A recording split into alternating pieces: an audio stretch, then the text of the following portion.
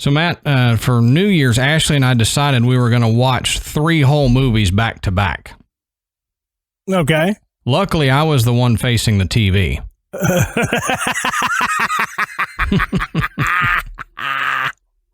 Okay, I like that one. That was a good one.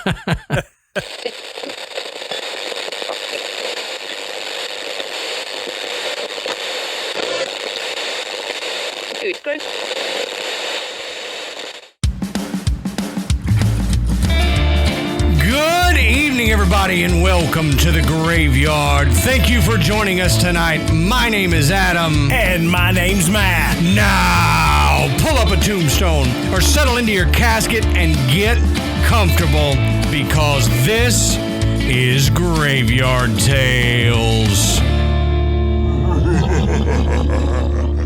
All right, everybody. Happy New Year. I hope I'm the last person to say Happy New Year to y'all, because if you're still hearing it, people are off the ball. I don't know. Matt, how are you tonight? See you next year. Yeah, and all right. That other. Right. Man, I'm good.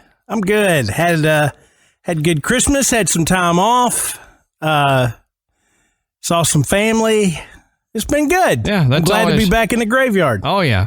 It's always good to get a little time off, a little vacation and stuff, but there's something to be said about the routine of recording and all that stuff. It kind of keeps your head screwed on straight. Yeah. Well, I don't know. I don't know how straight my head is ever screwed on. That's a valid point. Valid point, Matt. So big news on my side of the graveyard is before Christmas, Ashley and I got married. So we did that whole thing. Yeah, buddy. So we haven't really done a honeymoon or anything yet. Our honeymoon was actually, Matt, I sent you pictures of our honeymoon. We played Yeti and My Spaghetti with Michael. Oh, yeah. That was our honeymoon. So those other pictures of your honeymoon you sent, I'll keep under wraps. Yeah, please do. Don't tell anybody about it. Maybe I should edit that out. I couldn't believe you sent me a picture of y'all playing Boggle. Right? It boggles the mind, doesn't it? So offensive. Oh, it is. Well, I had to share with somebody, you know. So real quick, we want to let everybody know that we are members of the Podbelly Network. If you haven't checked them out yet, go check them out at Podbelly.com. You can get information on starting your own podcast and find a whole bunch of different podcasts from different genres that you might not find if you just listen to us. So go check them out, Podbelly.com. We've had questions here recently about live shows. So we wanted to go ahead and mention this. We have a live show scheduled with Hillbilly Horror Stories. It's their show, and they decided to invite us to come do it with them. So this is July 18th of this year in Pigeon Forge, Tennessee. I will get a link added to the website so that it'll be easy to buy tickets and find out a little more information about that. So if you're planning a trip in summer, go ahead and plan a trip for Pigeon Forge and come see us and Hillbilly Horror Stories. And it's a fairly early show, so once we wrap up, you can go grab drinks somewhere or, you know, go find a place to enjoy there in Pigeon Forge. And, Matt, I mean, Pigeon Forge is a beautiful area. Oh, yeah. Yeah, it's gorgeous up there. A lot of stuff to do, a lot of things to see. And, heck, you get to hang out with us. Right. You know. Right, and we did an early show so we wouldn't turn into pumpkins if it got too late. So y'all can maybe a little extra time to hang out with us. Mm-hmm. Speaking of live shows, Matt and I are trying something new this year, and we have partnered up with a company called Cia Live, CYA Live, and we're going to start trying to do their live shows, but it'll be live broadcast on the internet. And it's going to be a really cool format because you can get a ticket. It's cheap. You just get a ticket and then you can join the, basically our room, and we can do visuals in there where something you might not get just listening to the show. It would be like you sitting with us and seeing the pictures we're seeing. We can put pictures of the venue in there, whatever we're talking about. You can see Matt and I as we discuss it, and you can watch Matt flip me off repeatedly, like he likes to do. So it'll probably be a little less censored than a normal Graveyard Tales episode, because we won't be editing out anytime we cuss. Right. So you'll catch them, because sometimes we do that just right as we talk. So right. And we're the not other truckers or anything, but you know. no, but it happens. The other really cool thing about See Alive is that you guys will have the opportunity to call in during the show, and we can take your call and talk to you for a little bit, put you up on the monitor if you have a webcam, or if not, it'll just be your voice being heard. If you have a question about what we're talking about, or anything like that, you can call in and we can actually answer your call, kind of like live radio would be, and we can discuss it with you guys and have a full conversation like that. So I think it's going to be really cool, and we're going to try to do that on a fairly regular basis. Our first one, though, is going to be January 24th, which is a Friday, and would normally be a dark week for us. So we're going to try to do that to kind of keep the content coming. Once I get a little more information on what the price of the ticket will be and what you guys need to do to join that, then I'll do like a Facebook Live video or something and explain it all to y'all, so you'll have the information. But we're looking forward to doing that, and we're looking forward to getting to talk to you guys in that fashion. Yeah, it's going to be super cool. And don't worry, this is something new and extra. It's not taking the place of our regular show. Right. You know, you're still going to get the same content, you know, but this is just something a little bit extra that I think a lot of our listeners are going to appreciate and enjoy. And I know Adam and I are looking forward to it. It's a way for us to interact with you guys even more. So really, really looking forward to this. It's going to be fun. Right. So hang out with us and keep checking back on Facebook for instructions on how to do it and all that stuff. And we'll also talk about it on the next episode that we put out, in case you're not on Facebook, so you can hear exactly how to do it. Also wanted to thank Donald Erickson from Episodes of Television Podcast. He sent us a package for the graveyard with a lot of skulls and stuff in it. And I don't know how you knew that's exactly what I wanted. But he sent it to Go us. Figure. Yeah, right. I don't know how he knew. But pretty awesome skulls and stuff in there, and it really cool decorations for the graveyard. So we appreciate that, Donald. Means a lot to us. Also, one last thing before we get into the show.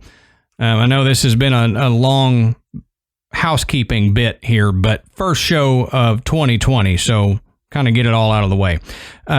Shows like Graveyard Tales grow due to the support of listeners like you guys. And y'all have done a fantabulous job of spreading the word of Graveyard Tales. So if you haven't yet, though, go give us a review on iTunes or something like that and write a little something. It really helps push us up in the charts. If we get more reviews, Apple, for some reason, will push us. It's something to do with their algorithm. I don't know why, but we get more traction like that. It pushes us to new listeners. Also, if you haven't, share us on social media and with coworkers and friends, and tell everybody about it, and let's try to grow the graveyard more so we can do more live shows and do more cool stuff for you guys. Right. You got it. All right. So, Matt, that's all I have for the boring housekeeping stuff. So why don't you tell us what we're talking about tonight, brother? Okay. So tonight, Adam and I are discussing the house at 14 West 10th Street in Greenwich Village, New York City. And you may think, what is this, a Zillow podcast now or something? We're doing real estate? Graveyard real estate. This house is special because it has been dubbed the House of Death. And there's been a lot of well-known people affiliated with this house, but it's got some really interesting history and some just incredible paranormal activity that's gone on there. So we really think you guys are going to enjoy this. This is not a place that pops up on your radar too often when you're looking for haunted places. But if you start digging around, you'll find it. It's nestled in New York, which is pretty rife with haunted places. I really, that's true. Really never considered that, but as I was researching this place, found a lot of places in New York that are haunted. And a lot of places we can add to our... Yeah. So there may be more places in New York that Adam and I will pick up on in the future. But for now, we're going to get into the House of Death. So Adam's going to share a little bit of the history of this place. All right. So like Matt said, the address is 14 West 10th Street in Greenwich Village, New York.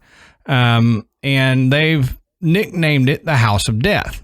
But, to kind of get an idea of where this house is, we need to talk about Greenwich Village a little bit so you kind of understand the people and the area a little bit better.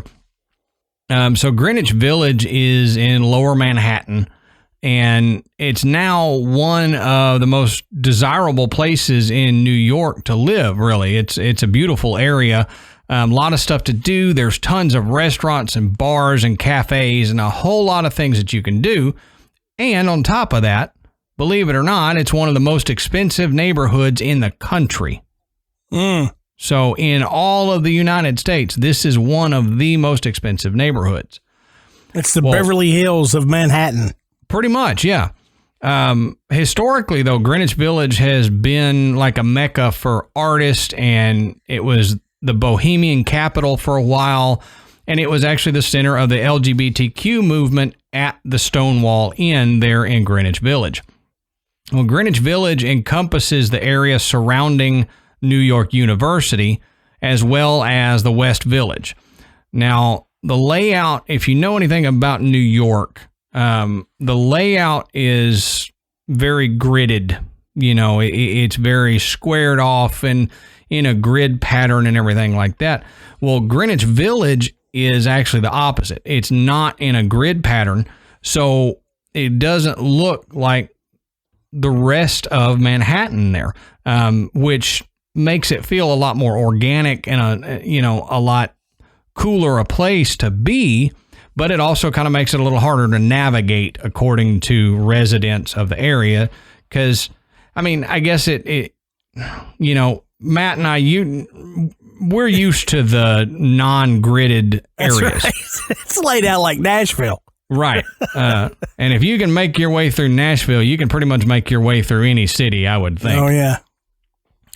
But, for people who are used to the Manhattan area where, you make 3 rights and you're back to where you started, well, it's a little bit different, The development in that area, though, has been highly restricted. So you can't just build and change things because they don't want to change that artsy, old-looking feel to the area. So it's kind of cool. You can go down there and see old buildings and kind of see that artsy neighborhood the way it was and has been for a long time. Greenwich Village historically, though, was famously known as an epicenter, like I said a minute ago, for the American Bohemian movement of the early and mid 20th century. It was also known as an artist neighborhood with a bunch of eclectic and eccentric residents there. If you get a bunch of artists in one area, it's going to be kind of an interesting neighborhood. Yeah, whenever I hear Bohemian, I always think of the movie Moulin Rouge. You remember that? Yeah. So that's what I always think. Everything is all, real artsy and nothing really matches. Everything is just kind of, it's just, eclectic is the best word. It's like we got this from here and this from here and this from here. but it's a lot of different cultures that seem to just collide, but they kind of mash up together. Right. And, you know, those kind of areas really tend to bring out a lot of life.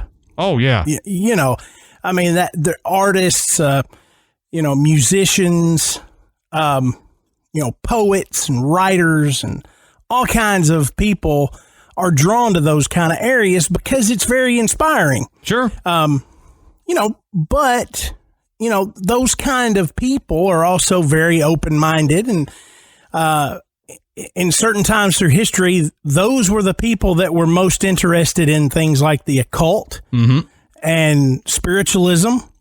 And so you had a lot of activity in areas like Greenwich Village where those things happened. Right, and sure. If you've learned anything from this show, it's those kind of activities leave a mark. Oh, absolutely. Definitely. And we will talk about that mark that it left in shortly, because it certainly left a mark. But since there were these type of people there, it allowed for a lot of small art galleries to thrive. There were a lot of alternative theaters and, quote, controversial publications that thrived in that area as well. So, you know, publications that wouldn't necessarily make it in a stricter big market in New York, they were allowed to thrive in that area because the people wanted it, and they had that different way of thinking than the rest of New York and the country. The 10th Street Studio building, located at 51 West 10th Street, was the first modern building created in that area exclusively for the needs of artists. So it became kind of a prototype for all the future developments in that area. And besides what the House of Death that we're talking about, there was another Greenwich Village icon there, and it's the Hotel Albert. It was used as a meeting place for writers and artists from the 19th and 20th century, like Matt was talking about. That's the type of people that would show up here. So people like Mark Twain, Walt Whitman, Salvador Dali, Jackson Pollock, and Andy Warhol all showed up at this Hotel Albert and stayed there and shared ideas. And, you know, it was a really interesting place to be at the time.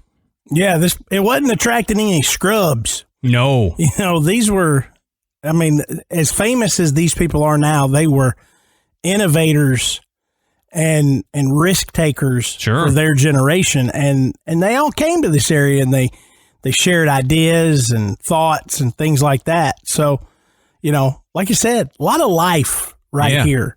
Absolutely. In 1925, New York's oldest running off-Broadway theater, Cherry Lane Theater, was opened in that area. And it became the center of downtown theater and was a place where up-and-coming playwrights could exhibit their work. And writers like Jack Kerouac and Allen Ginsberg gained notoriety there. And musically in that area, Matt mentioned musicians would show up. Well, Greenwich Village was also a haven for anyone musically inclined. Icons, including Bob Dylan, who lived in that area, and Jimi Hendrix, James Taylor, and a whole bunch of others kind of became popular in that area in the 1950s, 60s, and 70s. So it's, again, use the word Mecca and haven for artists of all genres, all outlets. Greenwich Village had a reputation as an artist and activist haven. And the problem is that kind of atmosphere is now gone. And the reason it's gone is because the neighborhood has skyrocketed its rents. So it's, you know, it's not a place that up and coming artists can move to and live anymore because you can't afford to live there. Yeah. There's a lot of places in New York like that. Yeah. So they've kind of moved that thinking and that way of life out, and now it's only people with a lot of money that can live there. However, it still is one of the quote, prettiest neighborhoods there in New York. But the house we're interested in was constructed in the 1850s near the start of the Civil War.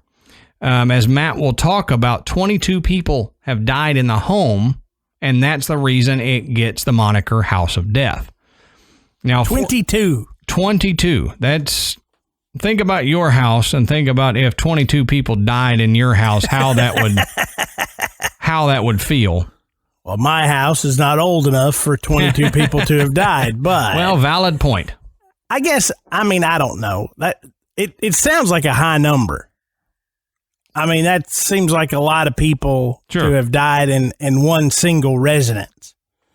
I guess it's old, but still, it's not like a medieval castle. Right, right. It's 150 years old, a little bit more, less than 200 years old, maybe, I don't know, 22 people. Well, and like we've talked about before, it's not like a Civil War hospital or anything like that where you would expect deaths like that to occur. This is just a house. So for 22 people to have died there, it is kind of an extreme amount for just a living space. You know? In the middle of a city. Right. It just strange, but maybe not so strange. Right. I don't know. So, well, this house, 14 West 10th Street, as Matt will get into, I'm kind of prefacing a lot of stuff that Matt's going to get into because it's important. It's supposedly haunted by 22 different ghosts from these 22 people that have died. And I won't say who the most famous ghost is. I'll leave Matt to break that news for you guys. The number 14 house here was known as a Greek revival home. So it was built during the late 1850s in this favorable area of Washington Square. And before landing the infamous name, this brownstone home was home to many members of New York's elite, including Mrs. James Borman Johnston, whose husband had been a founding member of the Metropolitan Underground Railroad and the Broadway Underground Railroad. Now, in 1900, the building became the favorite residence of author Samuel Clemens. And y'all think, well, I know that name. Why do I know that name? That is Mark Twain. But Mark Twain only lived there for maybe just a little over a year is what they're saying. Not even, maybe a couple weeks over a year.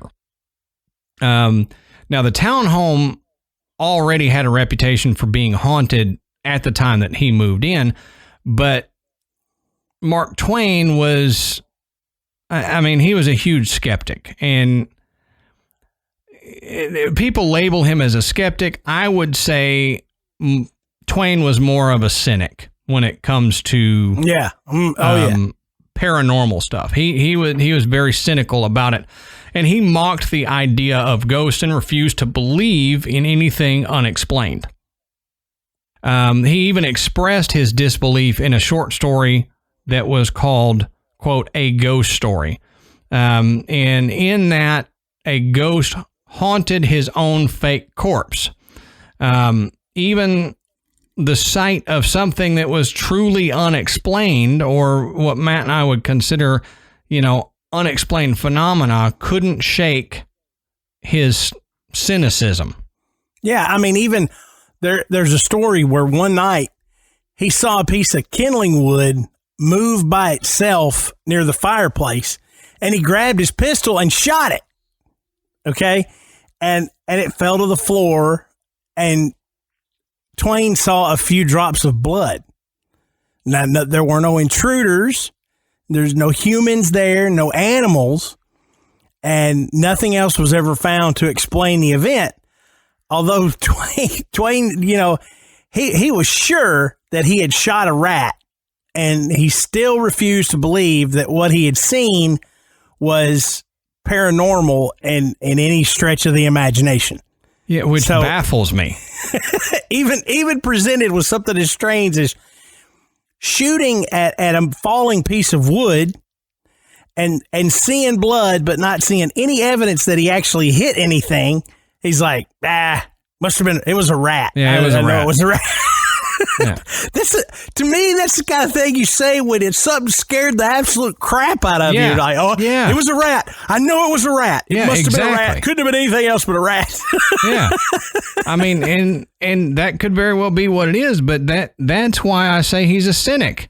You know, he had an unexplained phenomenon there, and immediately, nope, it wasn't, wouldn't even consider that it was something different. And I'm not saying that just because you see a floating piece of wood, or what you from your vantage point can see as a floating piece of wood, that you should say, oh my God, there's a ghost holding this piece of wood. But you have to consider all possibilities, and he was unwilling to do that. He was just like, well, I shot a rat with my pistol, and even though my pistol should have killed the rat, it only left a couple drops of blood, and I see no rat. So that was still a rat, though. I mean, it baffles me. Well, as the demand for housing grew in New York City, many of the brownstones, like 14 West 10th Street, were converted to multiple family apartments, and it was no exception. It was moved from being just a single family home into 10 apartments in 1937. So single family, now you're cramming 10 apartments into this one building. Now, we like to talk about the energy left behind by people or events in an area that could spur on more unexplained phenomena, paranormal phenomena. Well, this home was home to what a lot of people have considered a real-life demon, Joel Steinberg. He was a former New York criminal defense attorney, and Steinberg was charged with first-degree manslaughter for beating his 6-year-old illegally adopted daughter to death. Now, Lisa Steinberg was found around 7 a.m. in November of 1987. She was found by officers who were responding to a call about a child not breathing. Now, after entering the second-floor apartment, they found Lisa unconscious and another baby covered in filth and tied to a playpen. Now, the baby survived, but Lisa was declared brain dead and died a few days later. Steinberg, unfortunately, was released from prison in 2004, though. So, if traumatic events will cause unexplained phenomena or a holding of energy in an area, I would say that is a traumatic event that could do that. And you know what's really odd is that with an event like that, one would immediately go, oh, well, this house is haunted by, this spirit of this child, or possibly, as I was thinking, some evil entity. Sure. That caused Joel Steinberg to do such a horrendous act. But in researching this, couldn't find any direct experiences that anyone could attribute specifically to a child spirit that would be affiliated with Lisa Steinberg. Right. So my answer to that would be, this is a fairly modern event. Mm-hmm. This is 1987. I mean that's fairly recent for events that you and I usually discuss on this show. Sure. So it's quite possible that there just hasn't been enough time that's passed, or that the house already had so much activity that any activity related directly to this event is just overshadowed. Right. That's kind of what I was thinking, yeah. We're talking about, now Adam mentioned the 22 deaths. We talked about that. There has been, there's numerous accounts where people affiliate 22 spirits with the house. And Adam and I were discussing this earlier today, that that number seems to be drummed up because of the deaths. Right. That they're making some assumptions because, as we're going to get into this, a lot of the spirits that are associated with this, at least one in particular, did not die there. Mm-hmm. So it shouldn't necessarily be a relevant number. You know, if all 22 spirits of the people that died there were somehow trapped in that building, then there's more than 22 for sure. Right, right. So, but going from this tragic event, going back in time to another one, the house was owned by Mr. Fred H. Andrew. Now, in 1987, he became the new owner. Now, Fred Andrew was a competitive cyclist. And one day, he had an event termed reckless bike riding, which caused him to collide with an 8-year-old boy, causing the boy to have a broken leg. Now, Andrew was arrested because of the boy's injury, and the house was deemed cursed a few years later. Now, the boy did die from his injuries, which nowadays you don't typically die from a broken leg, but in 1897, you know, those kind of things happen. Right. So that was kind of the first tragic event right outside of the home that led people to say that the house was cursed.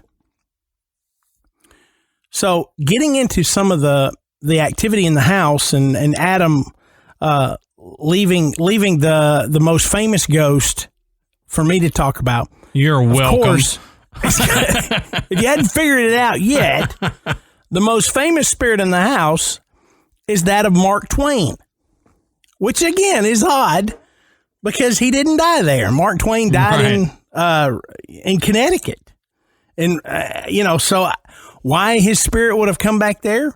I mean, it was a place that Mark Twain held near and dear in life, so maybe that's where his spirit went. But what's even more strange is maybe he as a spirit gives a little insight as to why he's back. Now, in modern times, Twain's ghost is said to appear to the residents of 14 West 10th Street on the first floor and at the lower level landing in the staircase. And the staircase is a pretty common place where other spirits are seen as well. There's a lot of activity, and staircases in general seem to be hotbeds for paranormal activity. We hear that a lot in other places that we research. I think one of the reasons just that we talked about in-between spaces before. Mm-hmm, mm-hmm. A staircase is an in-between space. You're going in between one floor to another floor. And if paranormal and unexplained activity is heightened in between liminal spaces, then it would make sense that staircases would have more paranormal activity, and because there would be some transition type activity there. So if you think about all of the staircases that people say we see ghosts on, it kind of makes sense when you think about it in that way as a transitional space. Yeah, and that's a really good point.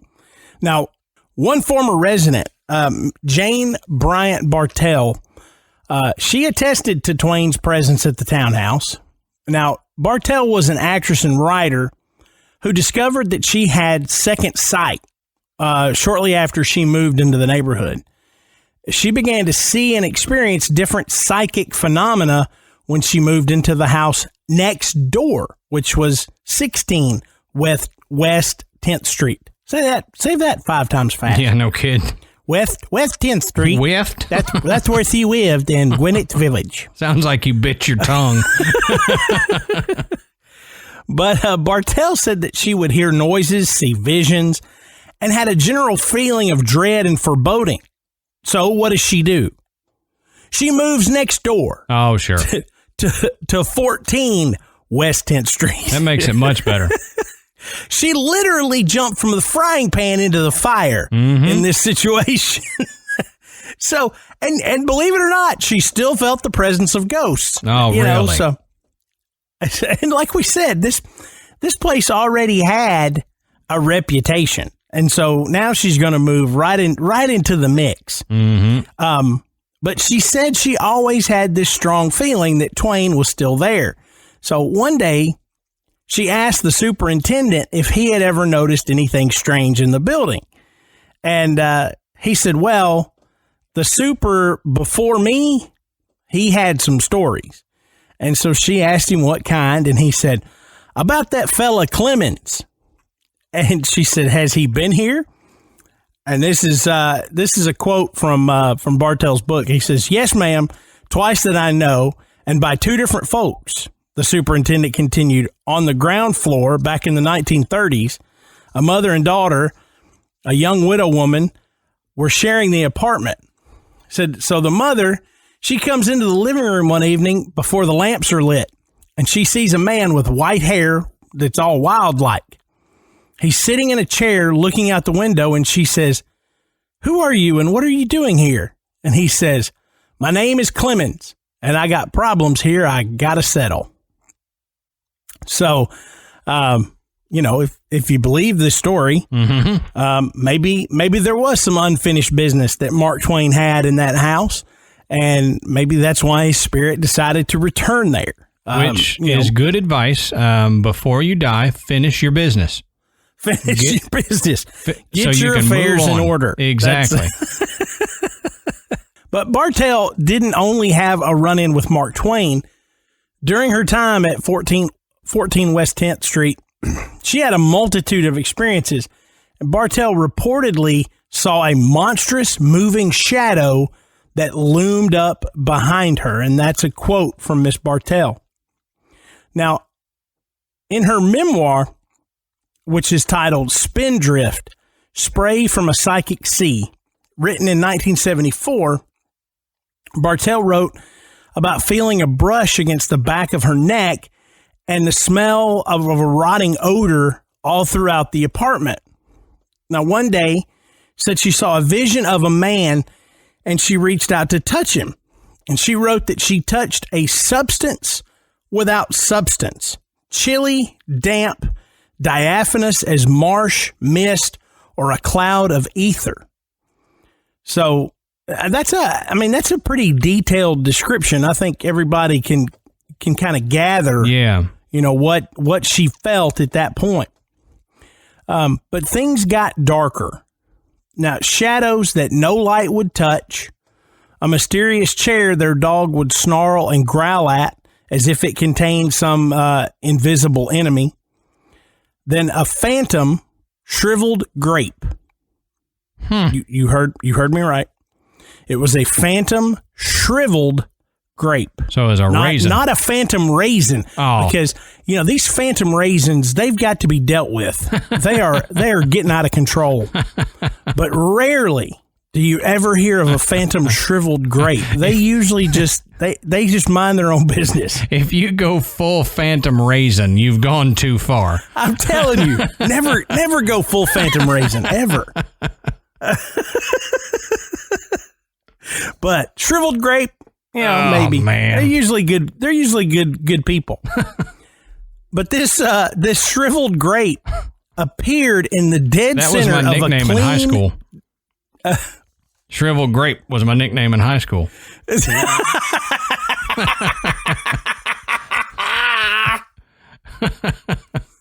Oh God! We just won't touch why.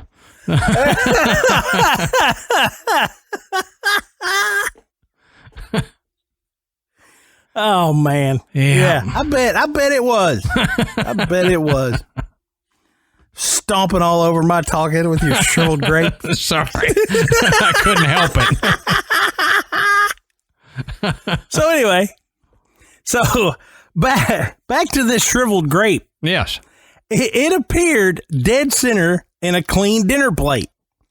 Now, even though the couple claimed that they hadn't bought grapes in months, it just showed up, as shriveled grapes often do.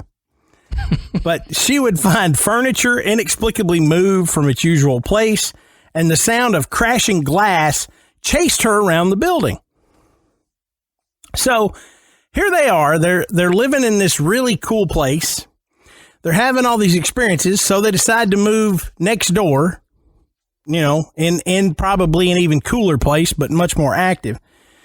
And these things keep happening. So the Bartels decide, well, it's time we do something about this. So they contact a paranormal expert and a medium to come and investigate their home.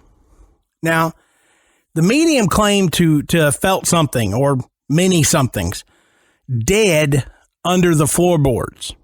Now, she said it was possibly a young girl, an aborted child, and or a small gray cat. Now, this is important. So you got to remember those three things. Okay. So the medium suddenly snapped into a trance and was possessed with the spirit of Rennie Mallison, who was a 19-year-old who said that she was born in 1948. Now, this spirit blamed President Lincoln for killing her husband, Henry McDermott, by making him fight in the Civil War. And she was crying and sobbing over the loss of her aborted child. So, like I said, a lot of twists and turns. Keep those three things in mind. Mm-hmm. Now, in an effort to evict the spirits, the expert told them to vacate the property and that the Bartels were the rightful owners of the home and to leave them in peace. But a voice shot back from the medium replying, quote, "Never, I will never leave here. They will have to go. This is my home. I will never leave." Now, after unsuccessfully cleansing the home, the Bartels never truly felt safe. And so shortly after that event, they left. Yeah, you just made them mad. Yeah. But that wasn't the end of the Bartels story. Now, the Bartels lived at 14 West 10th Street for 12 years. But after their departure, Jan claimed that the horrors did not stop for her. Jan felt that she had become poisoned by the home and that an evil spirit had attached itself to her. Now, Jan Bartel died under mysterious circumstances in 1973, possibly by her own hand, and her memoir was actually unfinished, but friends managed to collect the pages to publish it in 1974. And I may have said that it was written in 74 earlier, but it was actually published in 74 because she died in 73. So that's the answer to all the emails and texts I get. My right. timeline is out of whack, but that's actually what happened. So if you've already tweeted that at us, go delete it because Matt just corrected himself. Yeah. So we're the only two people listening to the show, and we're getting tweets about mistakes we're making. So yeah, right. It's not uncommon. Phone's blowing up right now. But yeah, I mean, so not only did Jan Bartel have direct experience with, the spirit of Mark Twain, she was related stories about other residents who had experiences with either Mark Twain or a spirit that resembled him. And the spirit is described as being in a white suit with the wild hair. And if you've seen any pictures of Mark Twain, that kind of fits what you see. And so multiple stories, and here she is experiencing herself, but she experienced so much more. And the memoir, it really goes into in-depth detail of how she felt, how the house made her feel, and the things that she would experience in the home. And some of them are downright terrifying, but overall, finding additional stories from the people that live there, they're really just not there, other than maybe you may come across a few anecdotal stories where they'll say, they hear footsteps, or they feel like they're being watched or followed, or they've seen something on the staircase. And I think part of that is due to the fact that when the the building was, changed to apartments, the activity increased. And, Bartell was already, saying that she was sensitive to this. I mean, she felt like she had this quote unquote second sight. Right. But she was already sensitive to it. So she's already kind of looking for it. And the other millings about, Adam and I have talked about this, when you have a lot of action, there's a lot of coming and going, sometimes you just don't notice things. Mm-hmm. And, she was an actress. I would imagine she spent a lot of time in there, either rehearsing or between acting roles. She may have been home a lot more than, the regular 9-to-5ers that lived there in the building. Right. And she had the opportunity to experience more. Not saying it didn't happen for the other folks. Just the stories aren't out there. But there is one story that I managed to find, and it was a much more modern story. This is from a man named Dennis, who at the time of this article, which was written in 2012, Dennis had lived in the building for about the last 20 years or better. And to what I can tell, he may very well still live there. But he did not want to share his last name because he said it made him feel kind of weird or embarrassed to be telling some of these ghost stories. Dennis the Menace. That's why Dennis they didn't want to share. But Dennis is a musician and a photographer who lived on the 3rd floor in number 16 for more than 20 years. Like I said, he didn't want to give his last name, but he says that he has seen what he quotes as little clips and visions of women in long gowns flowing from room to room, as well as experiencing seemingly random flickering lights. Now, Dennis believed that he was seeing the same spirits that reportedly haunt number 14. Now, Dennis's statement for that is walls don't stop them from doing anything. That's true. So that's true. And plus, when all of this began, it was a single brownstone. Mm-hmm. It wasn't multiple apartments. So just because you adjust the architecture of the building later, it doesn't mean that anything that was, that a spirit was doing, it was going to affect what they did. Right. So he makes a valid point. They could still see it the way they saw it then before you did the change. Exactly. So Dennis recalls one night many years ago when he was photographing. I like it. Oh, that was perfect. When he was photographing a dancer in his living room. He left her alone in the room for a minute, or so he thought. His guest was startled to see a lady in a long flowing gown followed by a cat walking into the room. I told you, remember those 3 things. Mm-hmm. So here's the cat. The dancer picked up her stuff and ran out. And Dennis says she wasn't the first female visitor who fled his apartment after being spooked. Said, I have girls that would never come back, Dennis says. Is that due to the ghosts, or yeah. Is there something else happening? So, this situation is really affecting Dennis's personal life. Right. He can't keep a girlfriend because they're afraid to go to his house, so. Yeah. Hey, it's been there, done that. That's a bad deal. You imagine Dennis standing there. Look, I really liked her. Yeah. Will y'all leave these girls alone? Yelling at the walls. Just leave one alone. I'm stuck in this lease. I can't leave yet. Right. But Dennis claims that he believes that number 14 is haunted and believes that the stories in Bartell's book are true. Now, he relates that when he was researching the history of the building, he was browsing a store for a book on the occult, and a copy of Bartell's book fell off the shelf into a young woman's hands who was helping him. Now, Dennis says he has owned about 10 copies of Spindrift, Bartell's memoir. Oh, wow.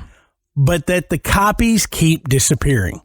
So, so either the spirits don't want him reading this book, or Dennis is just really bad about losing stuff. They keep getting checked out and not returned to the Dennis library. You know, after 2 or 3 books that I would lose, I'm not buying a 4th. No kidding, right? You know, Dennis says he's had 10 copies of it, and he can't keep them. So at least he's giving it the old college try. Well, you know, buy it, keep it off site, and go there to read it. Quit bringing it home. You know, surely. You know, it's not a coffee table book necessarily. You know, that may be part of his problem. You know, if you're leaving the book about how your apartment could be haunted out, you know, for public consumption, right? You know, you got your girlfriend sitting there what's this book about? And there she's sitting there reading, is like, wait, this is where we are. Yeah, exactly. You go to the bathroom, come back, and she's reading it, and you're like, oh, not again. So, you know, this is another graveyard PSA. If you live in a haunted house and there's a book about it, don't leave it out on the table. Right. Visitors to your house may be a little unnerved by the book relating the haunted history of the house that they're standing in. Make sure they're cool with it before you show them the hundreds of years of hauntings and where they're standing. That's right, because you don't normally tell visitors to your home that your house is haunted before they visit the first time. Right. You know, this isn't a great way for them to learn this. Right. Hi, welcome to my home. There's a demon on the 2nd floor, and if you go into this closet, we've got a lady that likes to scream at your face. Make yourself at home. It's like the Simpsons, the Dracula treehouse of horror one. Yes. That's odd. The blood usually gets off on the 2nd floor. Right. Exactly. Oh man. Good reference, Matt. Good reference. I'm proud of that one. So there is some speculation that it's not just number 14, that maybe the whole block right there has enough history to produce some paranormal activity, and number 14 is just yet another address, you know, of all the paranormal activity that happens up and down this block. Mm-hmm. Now, writer Philip Ernest Schoenberg, who is author of Ghosts of Manhattan, says that the paranormal activity at 14 West 10th Street may not be limited to just that brownstone. The block itself has an interesting past. The spirit of Emma Lazarus, who wrote The New Colossus, which is the poem on the pedestal of the Statue of Liberty. You get bonus points if you knew that before I told you. Yeah, right. Has been spotted still lurking around her old house at number 18. Now, mystery writer Dashiell Hammett and romantic partner Lily Hellman, who wrote the play Little Foxes, among others, also lived on the block. Edgar Allan Poe's last known residence in New York was at number 17, where a woman rejected his marriage proposal.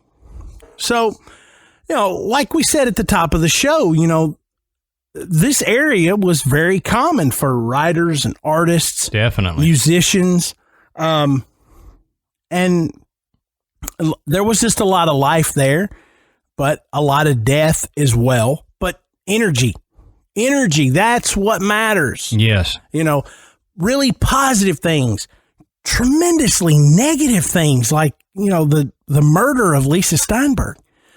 All of these things just build the energy. And if there's one thing we know, that if you're gonna believe in the existence of ghosts or spirits or demons or whatever in this realm, you have to believe in the fact that they feed on energy. Right. They've got to have it, just like us as humans. They need the energy as well. And, you know, when something leaves just a lot of energy in an area, you know, that's where we see a lot of this stuff kind of happen. Definitely, for sure. And, you know, we mentioned that there were not a lot of stories about 14 West 10th Street that we could dig up. But the question that I have for you guys is, does that make it an incredible place that, there's not anything here and it's just everybody's imagination? Or does that make it more credible? Because sometimes when you get a place that somebody says, well, every day I'm having a haunting, every day, a book is being thrown at my head and I see a demon, and you get people that talk about it all the time, sometimes that can make it a little less credible. Because you're like, well, you've got to be making something up. It can't be that often because we would have evidence of it. So the fact that there aren't that many stories, does that make it more legit? Or do you think, well, no, it's just the energy of the area makes people feel that way, and there's a history there, so people are making stuff up. I'm kind of on the fence about it because I don't know which way to go on this particular residence or block even. I don't know. Well, some points to consider there is, number one, 14 West 10th Street in Greenwich Village is private residences. Mm-hmm. I mean, and it has been. Sure. It's not a public access place. It never was a hotel. It wasn't, a store, that was converted to apartments. It was a home from the beginning, and it's homes now. So this is not a place that you're going to see,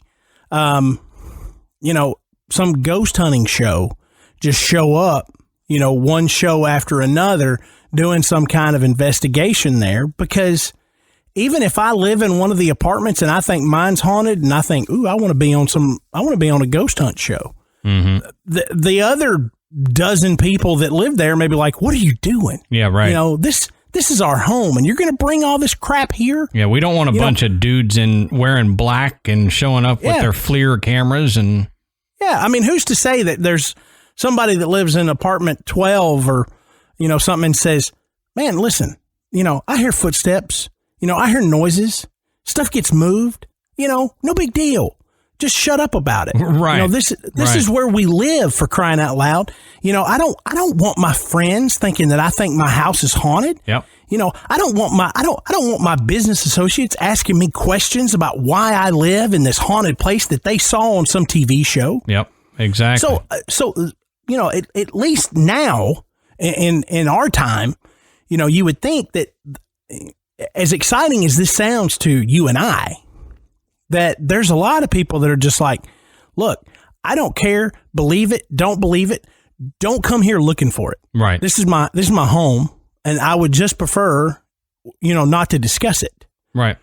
And so there's always that idea that, people don't want their homes invaded. Right. That's very true, because it still has a stigma to it for some reason. If you come out with a sighting, we've talked about that before, paranormal or UFO or anything like that, there's still a stigma to it. The genre is growing. You see ghost hunting TV shows popping up all the time and alien contact shows showing up all the time. But in real everyday life, most people won't believe it, or don't want to believe it, and will look at you weird if you go, yeah, you know what, I've seen something I can't explain. Then they call you crazy, and these people probably don't want to deal with that. Right. And even if one guy in one apartment wants to do this, somebody in another apartment, may say, look, I don't want to be considered crazy by association. Yeah, exactly. I got nothing. I want no part of it. Even if I have no problems in my apartment, I don't want this, because I don't want people thinking, they want to come sleep. They want to come sleep over at my house because they want to see a ghost. Yep. It's not what this is about. The other point I was considering was, Jan Bartel's memoir. Now, you can look at this a couple ways. She did not finish it. her friends found it and published it for her. Now, her intent may have been to eventually publish it, but it doesn't seem like this was something that she was doing to make a name for herself or to get richer or anything like that. You know, she was writing down the experiences she had. And however, you know, her death was, like I said, it was quite mysterious. It's not confirmed suicide. But, you know, it makes you wonder if she was writing all this out in good faith, saying, I'm just putting down the experiences that I had. Right. You know, right. I'm collecting all these events from my life, and this is definitely a part of it. You know, I just want to share this information, or I'm writing it for my own benefit. I mean, a lot of people will do that and share it with family and friends and whatever. Why would she make it up? Yeah.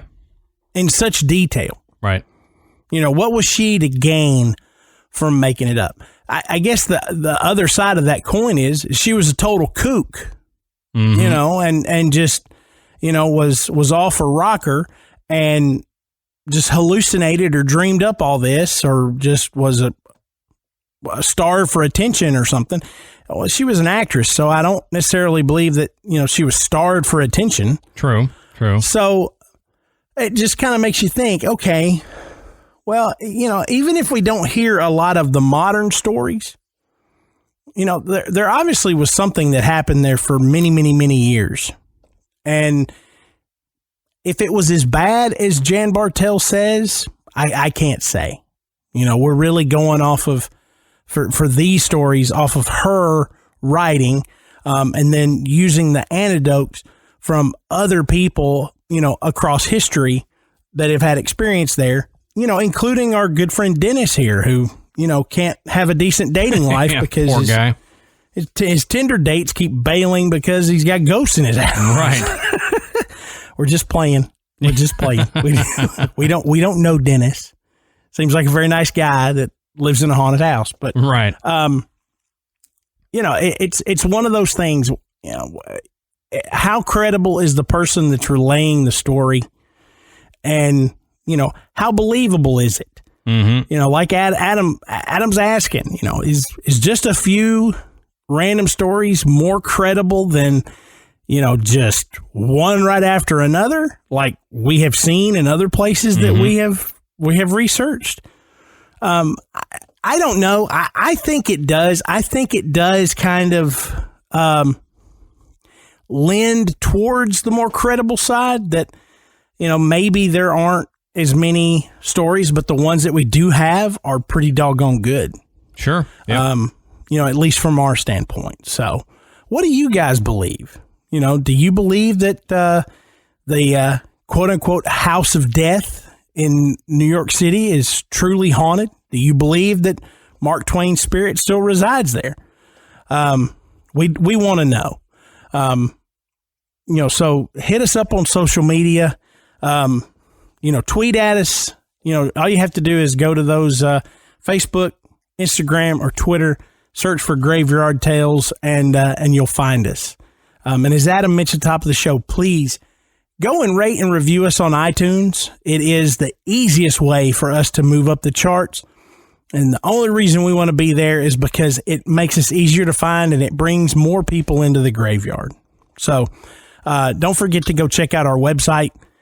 It's graveyardpodcast.com. And on our website, you can listen to the show. You can find links to buy our merchandise, and you can become a patron. And thank you so much to those of you who have donated to the show. Yes, you really help you. keep it going.